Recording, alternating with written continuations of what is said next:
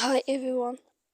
Today we will talk about how to fix or how to solve Messenger when it keeps crashing.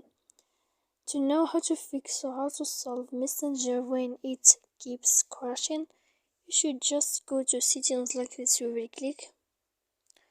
After that, in this page, you will go to apps, default apps, app settings.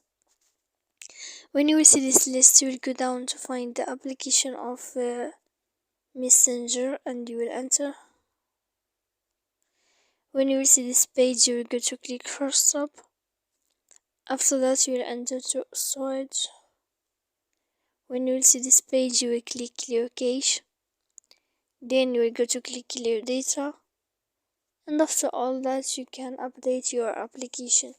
So please don't forget to support us by like and subscribe.